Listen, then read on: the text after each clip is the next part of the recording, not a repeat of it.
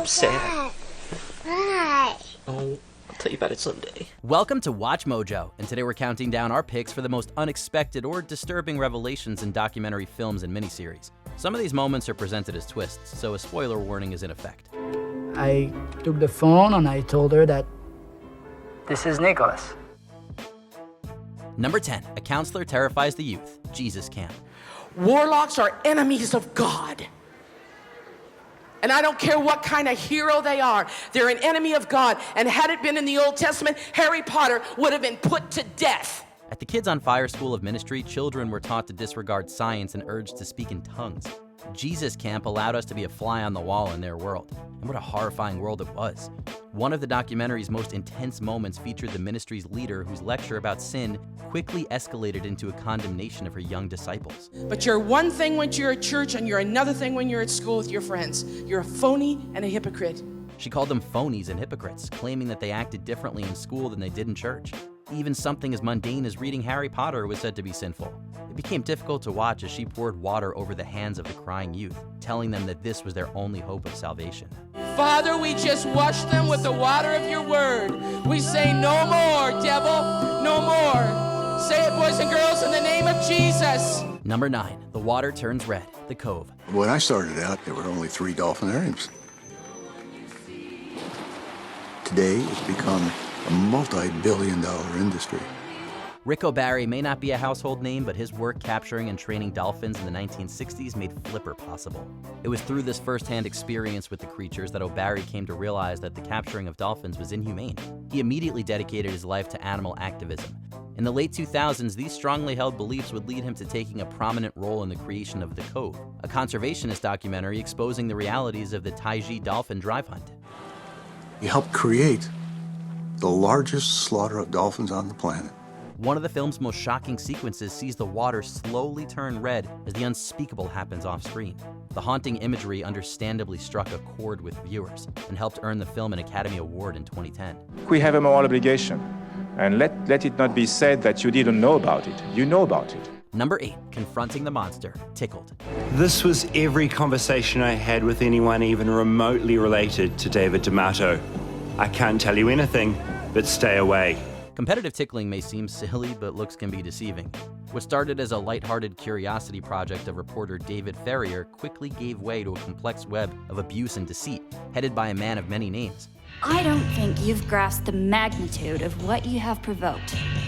I'm interested to see how you handle the fallout. So far, badly. Regards, Debbie J. Kuhn. Financed by family money, David D'Amato lured desperate young men to his studio where they'd be filmed being restrained and tickled. Participants in the documentary claimed they didn't know much about the project until they showed up, and any pushback about the footages released incurred D'Amato's wrath. Near the end of the film, the filmmakers got the chance to confront the infamous D'Amato firsthand. Finally seeing the man behind the myth was as much of a shock to them as it was to us. I'm on a journalism visa, so I'm okay to be here. But I just... We're going to let INS see about that. Number 7, a questionable pattern and secret affairs, The Staircase. Oh my God. Everybody wants a piece of you. Jesus Christ. Or everybody claims to have a piece of you. One of the two. And you have a statement. Yeah. When Michael Peterson found his wife at the bottom of a staircase, no one could have guessed the media frenzy that would follow. What was initially believed to be a freak accident became suspicious as details were uncovered about the widowed novelist's secret life. The first topic of conversation was his closeted sexuality. Evidence showed that Peterson was having illicit relations with men, which prosecutors believed must have led to a deadly argument. She would have been infuriated by learning that her husband, who she truly loved, was bisexual. Surprisingly, this wasn't even the docuseries' most incriminating revelation. In its 3rd episode, the series revealed that Peterson's friend had died in a similar fashion as his wife 18 years prior. The case's twists and turns were so compelling that they eventually inspired a fictionalized account in 2022. No, you're still young.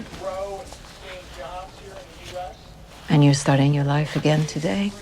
Number 6, secret testing, 3 identical strangers. Eddie, how are you? Eddie, hi. I'm like, my name's not Eddie. I don't know what you're talking about. I just got up here. Sure, Eddie, you're really funny. You're really funny, real funny.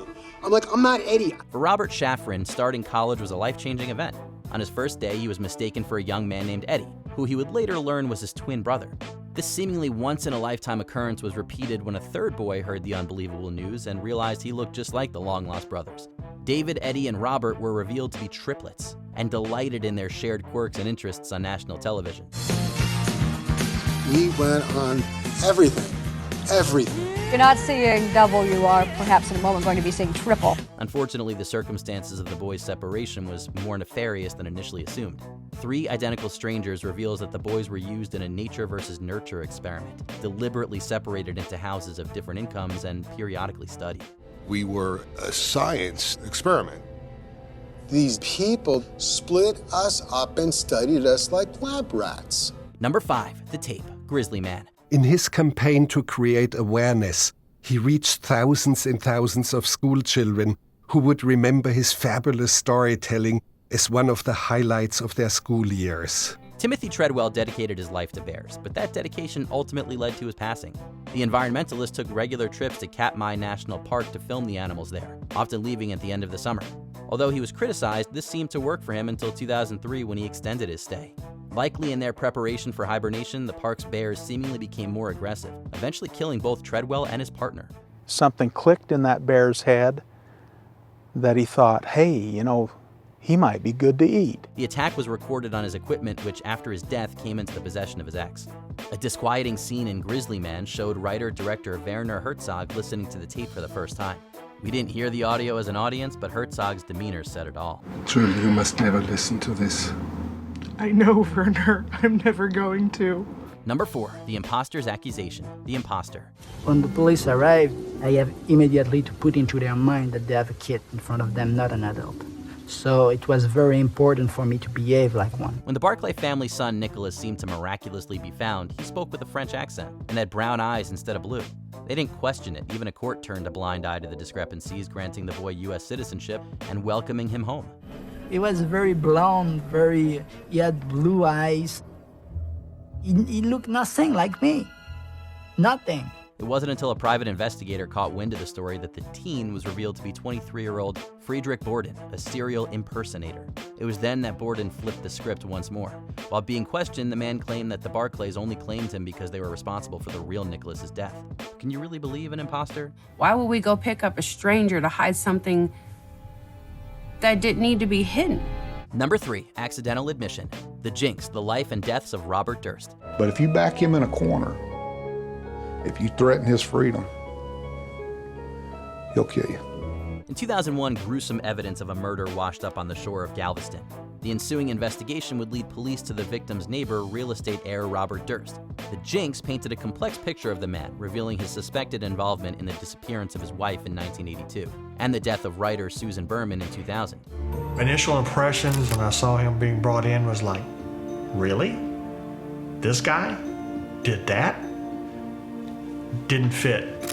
In the docuseries' final episode, a piece of evidence was found that seemed to finally implicate Durst in the murder of Berman. But before it could be seen in court, Durst made an astonishing accidental admission. Not realizing his mic was on, he confessed.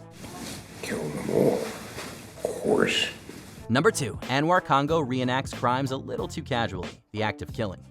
Yang saya kasihan tadi, saya terus terang, saya rasa ada rasa saya kok sampai begini. Yang saya harapkan tadi tidak sampai begini tadi. From 1965 to 1966, Death Squad leader Anwar Congo was said to have killed roughly 1,000 people. In the act of killing, he reenacted many of these murders on camera. The most staggering reenactment of the film was its simplest. At one point, Congo took Oppenheimer to one of the actual locations of the crimes and demonstrated how many met their unnatural deaths at his hands. Yang mati nggak wajar, yang mati yang tidak wajar. Datang sini sehat. Sampai di sini dipukul mati. Still standing at the scene of the crime, Congo claimed he tried to forget the atrocities through music and dance, and then proceeded to dance cheerfully on camera. It's a chilling display of apathy. Later on, though, Congo is shown a reenactment in which he is the victim and understands the consequences of his actions in a deeper way. Apa namanya, marwah habis, harga diri kayak kehabisan, semua rasa takut itu datang. Pas waktu begini. Before we continue, be sure to subscribe to our channel and ring the bell to get notified about our latest videos. You have the option to be notified for occasional videos or all of them. If you're on your phone, make sure you go into your settings and switch on notifications. Number 1. What happened to Zachary? Dear Zachary, a letter to his son about his father. I have to tell you that Andrew is dead. Are you sure? Yes, ma'am, I am. I'm absolutely sure. Devastated doesn't even begin to express the emotions felt while watching Dear Zachary. The incredible personal true crime documentary was written, directed, produced, and edited by Kurt Kenny, whose longtime friend Andrew Bagby was thought to have been killed by his volatile ex. Prior to Bagby's death, the girlfriend, Shirley Turner, had become pregnant. On July 18th, 2002, you were born. Shirley named you Zachary Andrew Turner. As its title implied, the documentary initially appeared to be a film for the child, Zachary, to learn about his father. Unfortunately, he would never be able to see it. In a shocking twist, it's revealed that Zachary died roughly 2 years after his dad. The stomach-turning revelation has earned the film a reputation for being one of the most upsetting documentaries ever made. Your grandma and grandpa went back to England and spread your ashes with your dad's. They went back to St. Louis and spread your ashes with your dad's. What shocking true story would you like to see explored in a documentary? Let us know in the comments. Banyak ya manusia yang pernah saya bikin gitu ya.